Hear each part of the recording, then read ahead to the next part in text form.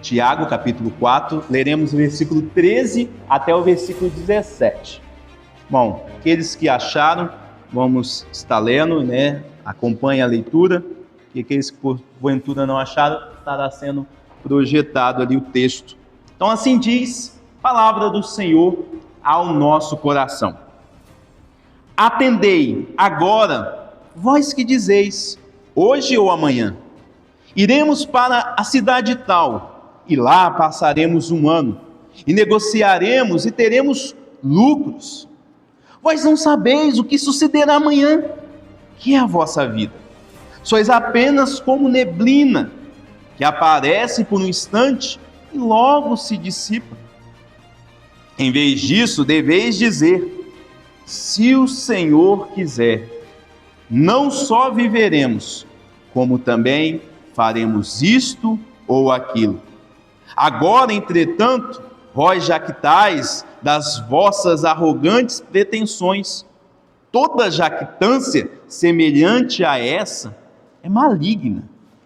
Portanto, aquele que sabe que deve fazer o bem e não o faz, nisso está pecando. Até aqui, a palavra do Senhor nos falou. Vamos ter mais um momento de oração, pedindo que o Espírito Santo fale ao nosso coração. Senhor Deus e eterno Pai, eis-nos aqui. Eis-nos aqui, meu Pai, para ouvir a Tua palavra. Palavra preciosa, palavra que nos abençoa, que nos purifica, que nos limpa, palavra que nos consagra, palavra que nos mostra o caminho certo, palavra que muitas das vezes nos corrige, que nos repreende, mas palavra que nos edifica. Senhor Deus, nós pedimos a Tua bênção, a Tua graça, a Tua iluminação, que o Teu Espírito Santo ilumine cada coração, que o nosso coração possa estar aberto para ouvir a Tua palavra, que o nosso coração possa estar pronto como uma boa terra, para que seja lançado a semente, a boa semente, que é a Tua palavra, e que possa produzir fruto. Nos ajude, Senhor, neste momento, a estar atento àquilo que o Senhor quer falar conosco. Use-me para a honra e para a glória do Teu nome. Seja comigo, que as palavras da minha boca não sejam minhas, mas sejam do Senhor, para a Tua igreja. Assim nós oramos, Senhor, gratos por tudo, em nome de Jesus. Amém e amém. Meus irmãos, essa palavra, esse texto, ele fala muito ao meu coração. Por quê? Porque eu sou alguém sonhador. Eu gosto de planejar. Eu gosto de sonhar com o futuro. Eu vim para cá, sonhei com esta igreja, fiquei lá pesquisando. Onde que é Itapurá? Nunca fui no Mato Grosso, nunca ouvi falar. E eu fiquei pesquisando. E fiquei sonhando, vendo as fotos no Facebook, tentando identificar quem que era quem. E eu fui planejando isso, planejei muitas coisas na minha vida. Todos nós planejamos, todos nós, independente da idade, se é mais velho, se é novo, se trabalha, se não trabalha, se é casado, se é solteiro, todos nós planejamos, todos nós sonhamos. Nós aprendemos isso desde pequeno, nós temos essa capacidade de projetar o que nós queremos alcançar. É natural do ser humano olhar para adiante, olhar e traçar metas, organizar o seu caminho, traçar tudo bem claramente no seu coração, na sua mente, e então trilhar este caminho. Nós sonhamos. Os adolescentes que estão aqui presentes também sonham. Nós lembramos quando éramos adolescentes, nós sonhamos com qual faculdade eu vou escolher, qual carreira. Será que eu vou ser médico, um advogado, jogador de futebol? Qual carreira eu vou seguir? Os adolescentes sonham com conquistas, com futuros relacionamentos. Quando eles ficam mais velhos, essa capacidade de sonhar não vai embora, continua e permanece. Os jovens também sonham, eles planejam a sua carreira, já engajado naquilo que planejaram, agora investem em cursos. Eles querem de alguma maneira se preparar, fazer faculdades, desenvolver as suas habilidades. Para quê? Para que no futuro tenha uma carreira de sucesso. Os jovens, eles planejam a sua família. Ao mesmo tempo que estão ali olhando para a sua carreira, para a sua vida profissional, eles também estão ali planejando sua família. Se já estão namorando, planejam se casar. Se não, planejam com quem? De fato, foi assim que aconteceu comigo. Eu planejei, ficava orando e orando, pedindo a Deus, sonhando com uma esposa, porque ter esposa, uma esposa que conhece o Senhor é uma bênção. É bom ter uma esposa ao seu lado. E aí, nós chegamos numa fase, os seres humanos chegam numa fase, onde essa família agora ela já está formada. Às vezes, pouco tempo de casado, 2, 3, 5 anos, e esses jovens casais, eles também planejam. Eles sonham agora como vão aumentar a sua família. Sonham com os filhos, sonham em fazer viagens, sonham também e planejam o seu futuro agora juntos. Depois de uns 15, 20 anos de casamento, o casal não para de sonhar, não para de planejar o seu futuro. Agora eles estão pensando em quê? Continuam pensando em algumas viagens, mas agora um pouco com o pé no chão. Eles têm agora de planejar bem a sua vida financeira, as contas de casa. Um casal que já é mais maduro, eles planejam como vão desfrutar da sua vida agora, não somente na educação dos seus filhos, mas agora dos seus netos. Os netos chegaram. Agora eles estão se preparando e sonhando com a sua aposentadoria. E quando chega a tão sonhada aposentadoria, e aí os cabelos já se tornaram brancos, alvos, não paramos de sonhar, não é verdade? Mesmo depois dos 50, 60 ou 70 anos, as pessoas não param de sonhar. Elas continuam ainda planejando, continuam sonhando, pensando aonde eles podem agora usar toda a sua experiência para abençoar, para servir a comunidade. Como agora eles podem de fato desfrutar desse tempo livre, não precisam mais ter um emprego fixo, estão aposentados. Então eles planejam, será que nós vamos viajar? Vamos visitar os nossos filhos? Vamos visitar os nossos netos? O que nós vamos fazer da vida? Os casais, as pessoas mais velhas, elas também sonham. Eles sonham, meus irmãos. E tudo isso que eu disse, todos esses sonhos e planejamentos, é algo que nós fazemos, independente da fase da vida. No entanto, Tiago aqui, nós vemos claramente que, em meio a todos esses planejamentos, ele nos mostra que nós não podemos esquecer de uma coisa, uma única coisa e fundamental para a nossa vida: a soberania de Deus sobre todas estas coisas. Isso deve ser constantemente lembrado. O contexto do texto que nós lemos, Tiago, ele está falando a respeito de planejamento, de como, às vezes, os nossos planos, eles se frustram, como muitas das vezes as coisas não dão certo, mas às vezes de fato dão certo. E ele fala de coisas que nós de fato vivemos, nós planejamos, nós fazemos planos. E aqui, Tiago, que vocês não sabem, ele é o irmão de Jesus, ele que está escrevendo esta carta, ele está escrevendo esta carta para judeus convertidos, irmãos que eles conhecia e judeus que agora se converteram ao cristianismo. Ele está escrevendo para esses que estão espalhados por todas as nações. Nós vemos isso no capítulo 1, no versículo 1, quando ele dedica esta carta a estas pessoas, a estes irmãos. E aqui de maneira bem pastoral, sabe? Com muito amor, como um pastor, ele olha para as ovelhas, para aquelas pessoas que estão sob a sua responsabilidade. Tiago olha para esses irmãos, judeus convertidos, e o exorta. Tiago exorta esses cristãos a viverem de maneira prática a sua fé.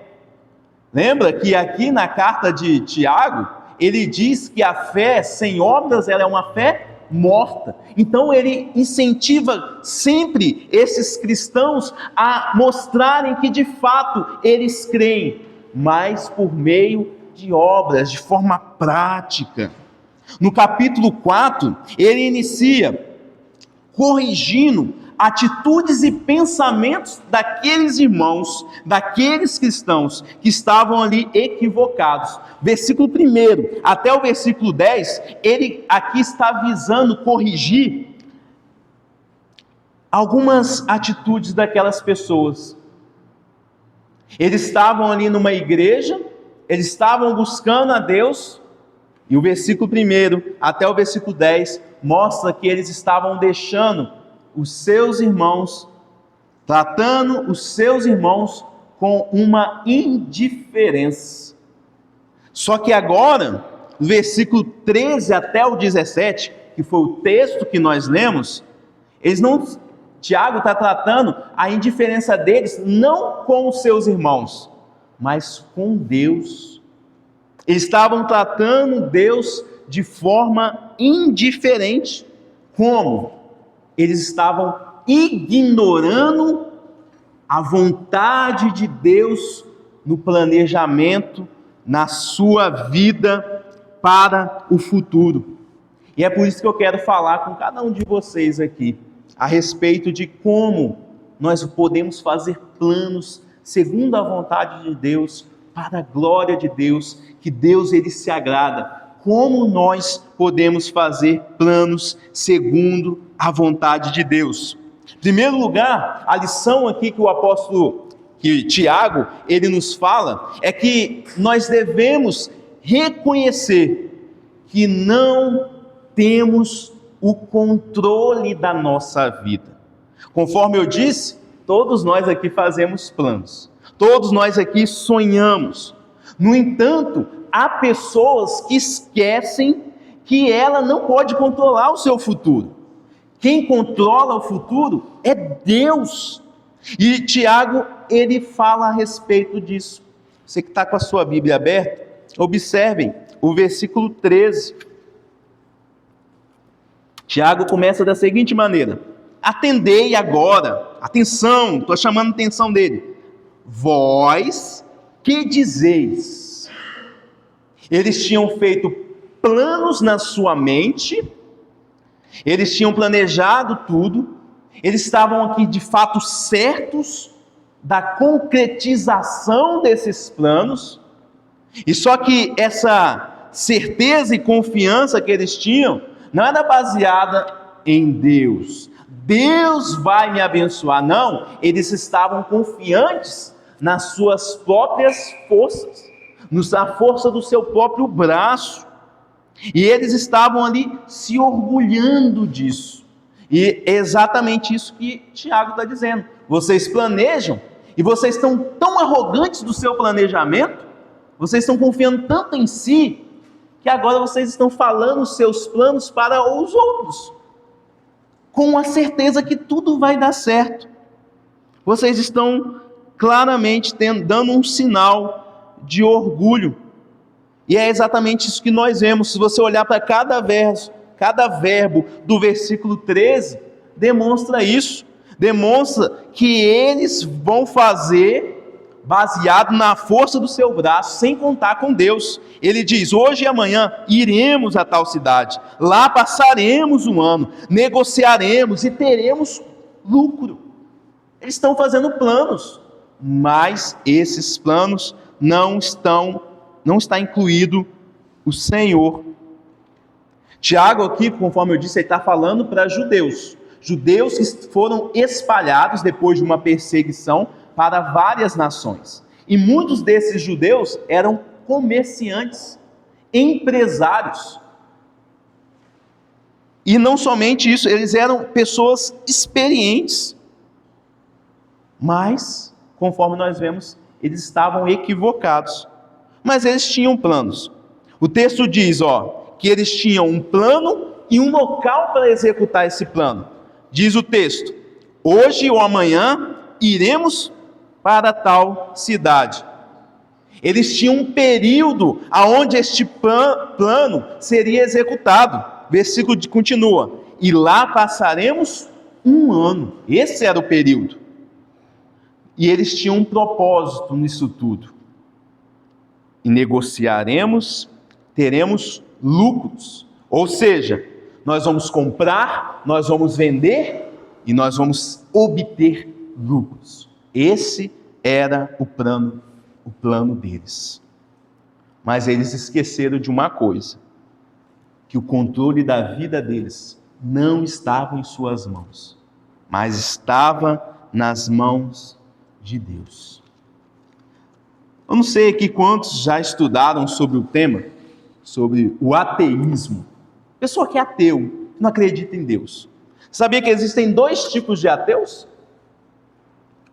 Existe o ateu intelectual, aquele que de fato diz: Deus não existe. Mas também existe o ateu prático. Como que é o ateu prático? Às vezes ele acredita que Deus existe, que existe alguém lá fora no universo, mas ele vive como se Deus não existisse. E Tiago está falando com pessoas que estão tendo esse tipo de comportamento. Pessoas aqui que podem ser declarados como ateus práticos.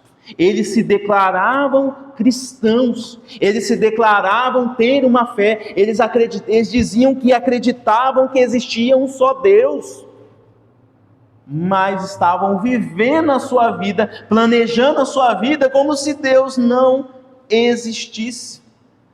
E aí que morava o perigo. É isso que Tiago quer corrigi-los nesse momento. E é isso que nós devemos agora olhar para a nossa vida. Não há como olhar para esse versículo e não examinarmos a nossa vida, examinarmos o nosso coração. Será que você tem vivido como um ateu prático? Será que você confessa o Senhor Jesus com a sua boca? Você acredita de fato que existe um Deus? Mas será que você tem vivido a sua vida, os seus dias, a sua semana? Você tem planejado o seu futuro sem levar em conta a vontade de Deus? Pense um pouco nisso. Olhe para as suas atitudes, olhe para a sua ação. Será que quando você planeja o seu futuro, quando você planeja ali, isso em todas as áreas da sua vida, seja na família, seja na sua vida profissional, será que quando você planeja, você conta só com a força do seu braço? Com as suas habilidades? Não, porque eu tenho sabedoria, eu tenho experiência, eu tenho habilidade. Será que você faz esses planos contando apenas com os seus próprios recursos? Meus irmãos, olhando para a sua agenda, olhando para os seus compromissos diários, o quanto Deus está neles. O quanto você vê Deus nos seus compromissos, nos seus planos, na sua agenda. A Bíblia diz algo maravilhoso. Ela fala que Deus, Ele tem um plano Um plano para mim, um plano para cada um de vocês, um plano para a sua família. Ele tem um plano para todos nós. Alguns falam que esse plano é um plano maravilhoso. Um plano maravilhoso para a sua vida. Deus, ele tem um plano. Eu sei que muitos aqui sabem disso. E olhando para esse texto, sabendo disso, você deve pensar e se questionar. O que Deus quer que eu faça com a minha vida? Já se fez essa pergunta? Se Deus tem um plano, se Deus tem uma vontade, o que Deus quer que eu faça com a minha vida? Qual é a vontade de Deus na situação atual que eu estou vivendo? Qual é a vontade de Deus? Saber que Deus tem um plano te leva a questionar. Qual é a vontade dele? Qual é o plano dele? Você deve fazer essas perguntas. A Bíblia fala que o homem, ele é livre. Ele é livre para fazer planos. Todos os seres humanos podem fazer planos, mas esses planos, eles devem estar subordinados à vontade de Deus. E aqui diz que a palavra de Deus, que em Romanos, que a vontade de Deus não é ruim. Muito pelo contrário, a vontade de Deus é boa, perfeita e agradável para a nossa vida. Por isso que o plano de Deus, ele é maravilhoso para a nossa vida. E aqui nesse texto nós somos advertidos contra a arrogância. A arrogância de fazer planos sem considerar a vontade de Deus para a minha vida, para a sua vida. Como fazer planos segundo a vontade de Deus? É isso que Tiago está nos ensinando. Em primeiro lugar, reconheça que você não tem o controle sobre a sua vida. É Deus que tem. Mas em segundo lugar, Tiago nos mostra que nós devemos reconhecer a realidade da vida. Ele aponta aqui no versículo 14, você pode me acompanhar, ele nos lembra que existem duas realidades na vida humana. A primeira realidade, incerteza do futuro. Tiago está mostrando aqui que nós podemos planejar o que vamos fazer amanhã, na segunda-feira, mas nós não sabemos realmente se a segunda-feira vai chegar para nós. Nós estamos aqui reunidos, mas não sabemos com toda certeza e convicção se a segunda-feira chegará para você. Nós planejamos, quem trabalha gosta de planejar o quê? As suas férias. Amada, férias. Nós planejamos fazer passeios com a família. Nós planejamos visitar amigos, parentes que estão longe. Alguns planejam vir à igreja no próximo domingo. Isso é algo maravilhoso, honroso. Mas nós não temos certeza de que faremos tudo o que planejamos. Nós não temos controle sobre todas as situações e fatores que podem acontecer. Isso é uma verdade que se aplica, conforme eu disse, em todas as áreas da nossa vida. Nós não sabemos se levaremos os nossos filhos até o altar, se estaremos no dia do seu casamento. Nós não sabemos. E Tiago nos mostra isso. Você pode fazer planos, isso é bom. A palavra de Deus em Provérbios diz que fazer plano é algo sábio. Você deve planejar de fato o que irá fazer. Mas Tiago nos alerta, nós devemos ser humildes nesses planos. Devemos reconhecer e prever, devemos reconhecer que não podemos prever o futuro. Fazer planos, mas eu não tenho a capacidade de prever o futuro. Tiago está nos mostrando isso. Que a realidade da vida é que o futuro é incerto. Mas ele mostra uma segunda realidade. A fragilidade da vida humana. Ele diz assim, que é a vossa vida? Sois apenas como neblina que aparece por instante e logo se dissipa. Tiago aqui compara a nossa vida como uma neblina. Já viu a neblina? Bem cedo, ela está lá, branquinha. Mas vai o sol nascer e de repente, some, vai embora. Essa é a nossa vida. É como um vapor. Nós somos frágeis, meus irmãos. Nós não somos tão fortes, tão poderosos, tão imbatíveis como imaginamos. E diante disso, o que fazemos? Como podemos então pensar? Como nós podemos planejar o futuro? Como nós podemos viver o presente? Moisés, um grande homem de Deus, ele compôs o Salmo 90.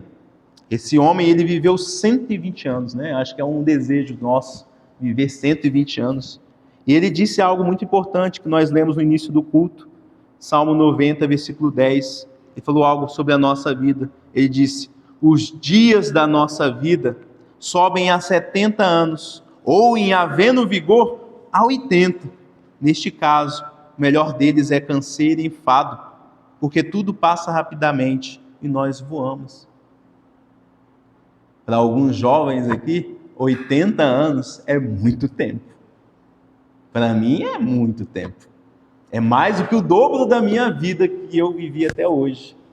E Moisés falou: 80 anos passa no sopro, passa rápido. A vida é passageira e ela é frágil como uma neblina. Meus irmãos, Deus está nos ensinando aqui nessa noite. Deus está nos dando sabedoria. Deus está nos mostrando que ao invés de confiarmos na nossa própria força e entendermos o futuro como algo garantido, Ele está falando aqui e nos chamando a depender de Deus em tudo e viver cada dia no presente como uma oportunidade de fazer a vontade de Deus. Foi isso que eu disse no início do culto. Se de fato Deus nos dá a oportunidade para vivermos, nos dá uma família, nos dá um trabalho, e esta vida ela é passageira, curta e frágil, incerta, devemos usá-la, toda ela para a glória de Deus, para fazer a vontade de Deus. Porque quando passarmos essa vida para outra, é isso que vai importar. Aquilo que nós fizemos para Deus. As outras coisas não vai ter como levar. Vai ficar tudo por aí. Por isso, sabendo que nós somos frágeis, que nós somos temporais, eu aconselho vocês aqui com 4 conselhos bem práticos, para que você aplique na sua vida. Em primeiro lugar, antes de você fazer qualquer plano, ore a Deus e peça a Ele direção. Peça a Deus direção.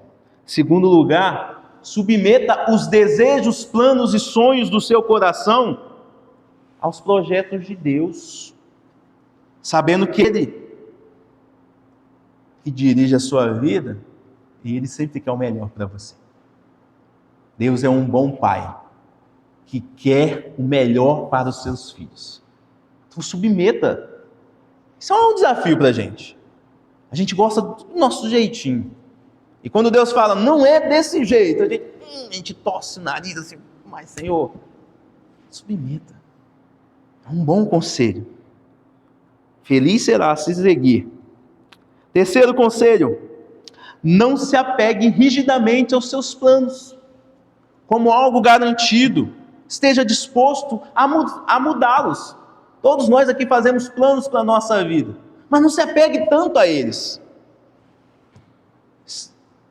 Altere ali, ajuste as suas expectativas com esse plano, conforme a direção que Deus vai te dar. E quarto e último lugar, reflita sobre as suas prioridades. O que é prioridade para você? Melhor, o que é prioridade de Deus?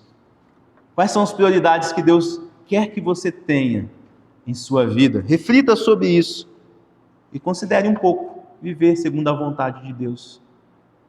Você não vai ser desapontado. A palavra de Deus fala que Deus não nos desaponta em nenhum momento. O que Ele tem para a gente é sempre algo bom, agradável, sempre é algo bom. A palavra de Deus fala que Ele que sabe os planos que Ele tem para nós. Nós não sabemos, mas Ele sabe o plano que Ele tem para a gente. E são planos ruins? Não. São planos de paz, para vos dar o fim que desejais. Esses são os planos de Deus para a nossa vida. Como fazer planos segundo a vontade de Deus?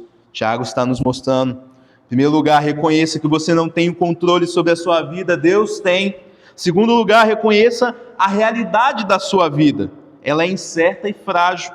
Terceiro lugar, reconheça a soberania de Deus sobre a sua vida. É sobre isso que ele fala no versículo 15. Acompanhe a leitura comigo. Em vez disso, ele aponta o que precisa ser corrigido, a arrogância daqueles cristãos que estavam vivendo aquém da vontade de Deus. E agora, no versículo 15, Tiago tem interesse então de apontar o caminho certo. Como que vocês vão fazer? Ele quer corrigir o pensamento deles, dizendo: em vez disso, deveis dizer, se o Senhor quiser, não só viveremos, como também faremos isto ou aquilo. Tiago está ensinando a ter uma postura de total dependência, reconhecendo que de fato Deus ele é soberano. E aí, ele está ensinando aqui que quem vai dirigir os nossos passos não é a minha sabedoria, mas é Deus. E ele fala uma frase aqui que, infelizmente, nos dias de hoje, e eu creio que também nos dias de Tiago, perdeu um pouco o significado. Porque tem gente que é muito piedosa e às vezes faz planos e fala: não, eu vou fazer isso. Aí se Deus quiser, eu vou fazer. E aí a gente usa essa frase às vezes de forma irresponsável. Não, se Deus quiser eu estarei lá. Amanhã a gente se vê, se Deus quiser. E a gente fica usando essa frase, só que quando se usa muito, é igual Deus te abençoe. Vai usando, e com o tempo ela vai perdendo sua essência, vai perdendo o seu significado. O que significa? Se o Senhor quiser. O que Tiago está mostrando para aqueles cristãos? O que ele quer ensinar para a gente? O que significa se Deus quiser? Significa colocar Deus como prioridade. Deus em primeiro lugar na minha vida. Tiago está explicando aqui que devemos colocar Deus em primeiro lugar, não somente nos nossos planos, mas toda a nossa vida depende dele. Por isso que nós devemos colocar ele em primeiro lugar. É exatamente isso que ele diz. Olha para o texto. Se o Senhor quiser, não só viveremos, a vida depende dele, e também os planos, como também faremos isto ou aquilo. Esse versículo aqui, ele é um convite. Tiago está nos convidando, está falando igual Jesus lá em Apocalipse, Aqueles que têm ouvidos para ouvir, ouça o que o Espírito Santo está dizendo. Ele está convidando a gente para que nos submetemos todas as áreas da nossa vida ao senhorio de Cristo.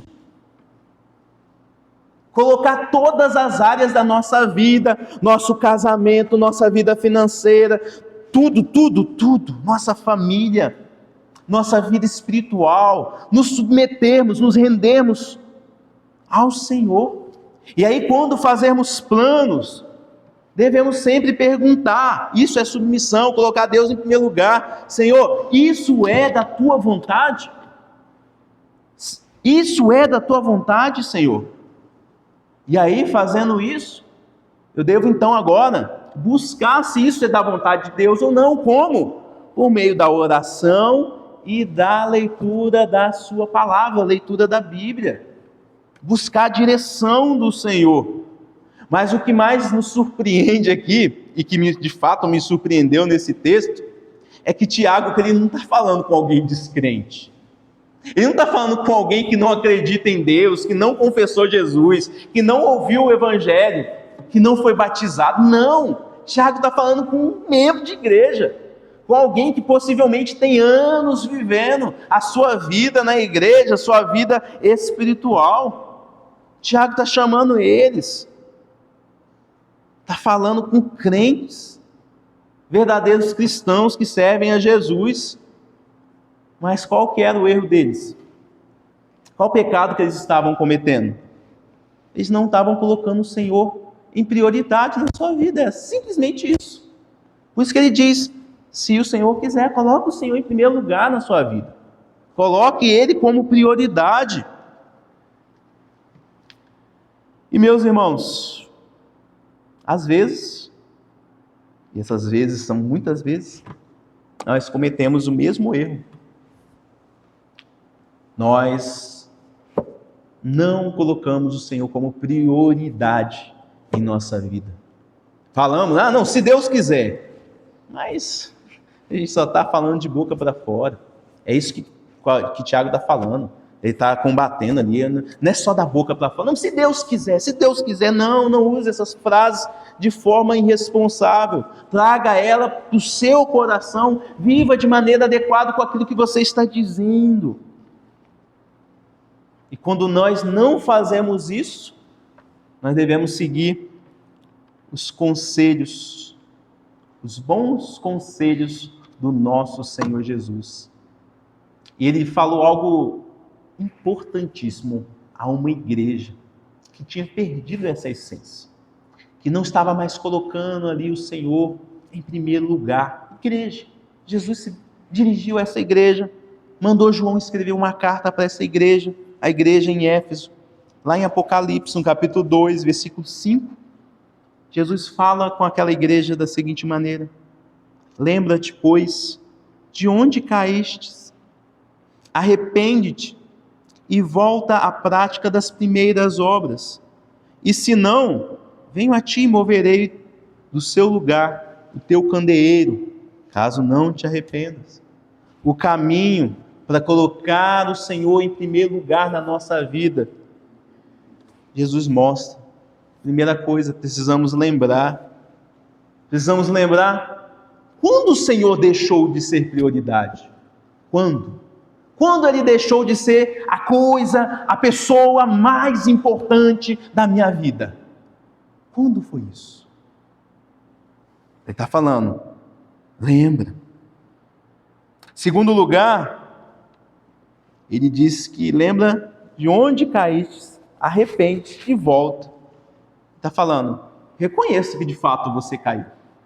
Reconheça que de fato você não tem colocado o Senhor em primeiro lugar.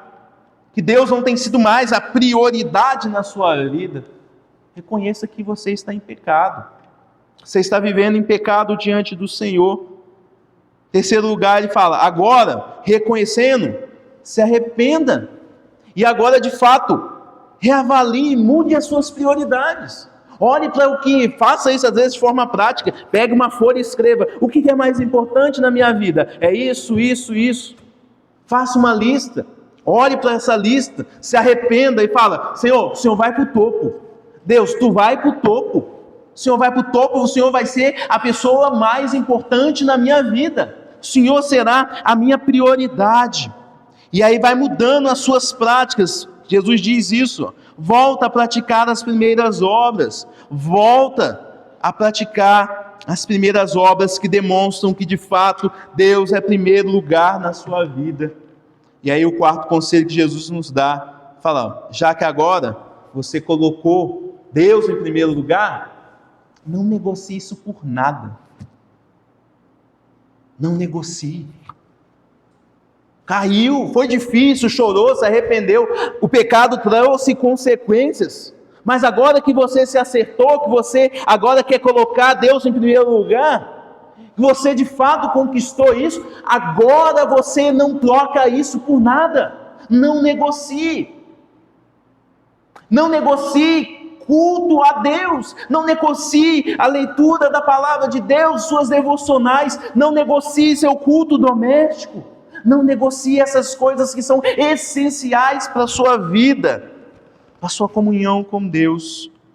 É dessa maneira que Jesus ele nos aponta. como fazer planos segundo a vontade de Deus. Em primeiro lugar, reconheça que você não tem o controle sobre a sua vida. Deus tem. Em segundo lugar, reconheça a realidade da sua vida. Ela é incerta e frágil. Em terceiro lugar, reconheça a soberania de Deus sobre a sua vida. Ele é a sua prioridade. E por fim, em quarto e último lugar, busque ser humilde em seus planos. Versículo 16. Agora, entretanto, vós jactais das vossas arrogantes pretensões. Estão se gabando daquilo que vocês estavam vivendo. Tiago, nesse versículo, ele repete uma advertência que ele já tinha falado com eles. Se você olhar para a sua Bíblia, no mesmo capítulo, no versículo 6. Versículo 6, Tiago, ele que cita as Escrituras, dizendo, antes, Deus, ele dá maior graça, pelo que diz, Deus resiste aos soberbos, pessoas soberbas, arrogantes, mas dá graça aos humildes. É como se ele estivesse dizendo assim, Deus, ele diz não para o soberbo. Ele diz não quando alguém que é arrogante, alguém que se orgulha, alguém que faz os seus planos, sem contar com a existência de Deus, que conta com as suas próprias mãos, que acha que tudo depende da sua própria escolha. Deus resiste, Deus fala não. Mas pelo contrário, isso é reconfortante e é algo maravilhoso. Ele diz sim. Ele diz sim para a vida daqueles que diz, o Senhor é Deus, eu não sou. É o Senhor que está no controle, não sou eu. Aqueles negociantes, aqueles cristãos, eles estavam se vangloriando. Eles tinham corrido risco em seus negócios, tinham alcançado sucesso, lucro, e agora estavam lá, tá vendo? Os nossos planos deram certo. Nós alcançamos, nós conquistamos, deu certo. Não falei com você que daria certo? Eles estavam se vangloriando. E aí veio, com todo esse sucesso em seus planos, prosperidade. E é algo que a gente gosta, a gente quer. Todos nós queremos prosperidade. Prosperidade financeira, meus irmãos. É isso que eles ganharam. Eles obteram os lucros, eles estavam ali. Conseguimos. Mas, junto com essa prosperidade, veio a arrogância e a autossuficiência, que é uma rejeição à soberania de Deus. Quando eu acho que, de fato, eu não preciso de Deus, porque eu já conquistei, porque eu tenho dinheiro suficiente, porque eu tenho habilidade suficiente, eu estou negando a soberania de Deus. Era isso que eles estavam fazendo. E Tiago afirma isso no final do versículo 16. Ele fala, toda jactância semelhante a essa é maligna. Tem influência demoníaca. Foge disso, vocês não devem ter parte com isso. Vocês devem procurar um caminho aonde serão humildes, dependentes de Deus. E o apóstolo Paulo ensina isso em 2 Coríntios, no capítulo 11, 30. Fala do que nós devemos nos gabar e nos gloriar. E ele diz, se tenho de me gloriar-me-ei no que diz respeito à minha fraqueza. Em outras palavras, um cristão pode gloriar-se apenas do que a sua vida é vivida na dependência de Deus, em responsabilidade para com Ele. Glorie-se no Senhor, na dependência dEle. Eu dependo de Deus, é isso que deve se gloriar, não no fato de que os seus planos deram certos. Conforme eu disse no início, eu repito, planejar não é algo errado, fazer plano é algo prudente, mas o pecado está quando nós presumimos que temos o controle de todos os fatores, quando nós achamos que somos iguais a Deus. Deus tem o controle sobre tudo, nós não. Concluindo então, meus irmãos, no último versículo, versículo 17, Tiago está desafiando agora, depois de ensinar como planejar, como viver a sua vida para a glória de Deus, segundo a vontade de Deus. Tiago agora desafia os seus leitores, desafia esses cristãos e também nos desafia a pôr em prática aquilo que nós aprendemos. Versículo 17. Portanto, aquele que sabe que deve fazer o bem e não o faz, nisso está pecando. Esses dois tipos de pecado, o pecado da comissão e o pecado da omissão. Comissão é quando eu sei que é errado e eu estou cometendo esse pecado, às vezes de forma voluntária. Eu sei que eu estou errado. O pecado da comissão. E o pecado da omissão é quando eu sei o que eu devo fazer, eu sei o que eu devo fazer, eu sei o que é certo, mas eu me recuso a fazer o que é certo. Isso é o pecado da omissão. Eu sei o caminho a trilhar, mas eu não quero. Mas diante dos olhos de Deus, os dois pecados são maus. Diante dos olhos de Deus, os dois pecados são maus. Quando nós nos recusamos a nos colocar à disposição do Senhor, sabendo tudo aquilo que Ele fez por nós, estou me omitindo. Quando eu sei de todo o amor que Jesus Cristo fez, demonstrou e provou na cruz do Calvário, e eu não coloco a minha vida à disposição dele, estou pecando. Eu estou pecando quando eu sei que domingo de manhã eu deveria estar na igreja, porque existe irmãos, existe igreja lá. Estou pecando quando chega um domingo à noite, dia do Senhor. Eu sei que eu deveria estar na casa de Deus, mas de forma voluntária, eu escolho não fazer o que é certo. Estou pecando. Como o Tiago mostrou, a gente pode empurrar muitas coisas com a barriga. Culto, oração, leitura da palavra, culto doméstico, dízimo, oferta. Eu vou empurrando isso. Eu sei o que eu tenho que fazer. Eu não tomo a atitude. Eu não dou esse passo. Ele está falando, você está pecando.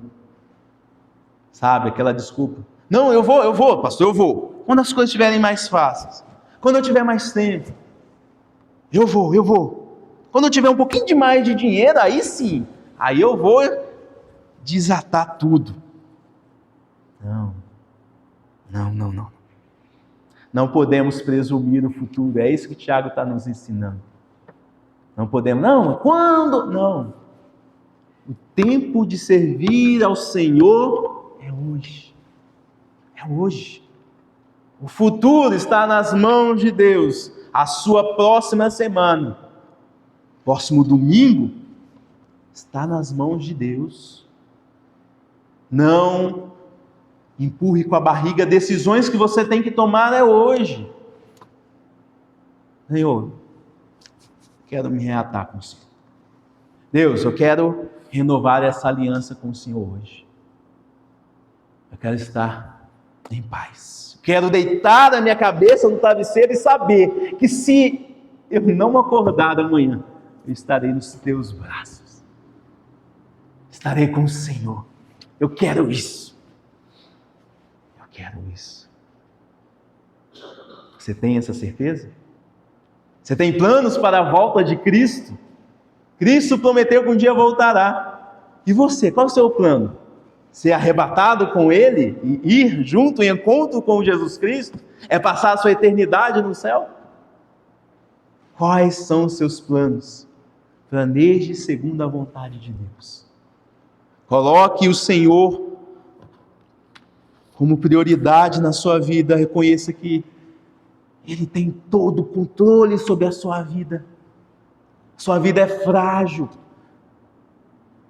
Sua vida é passageira. Conheça Deus como soberano. E quando você fizer planos, seja humilde. Seja humilde. Faça planos. Planeje seu futuro. Jovens, adolescentes, casais, planeje. Eu faço, nós vamos ter isso, nós vamos fazer isso, isso e isso. Nós vamos conquistar, nós vamos lutar. Mas seja humilde nisso tudo. Dependa de Deus. Que o Senhor te abençoe. Que o Senhor te fortaleça. Que o Senhor te dê graça.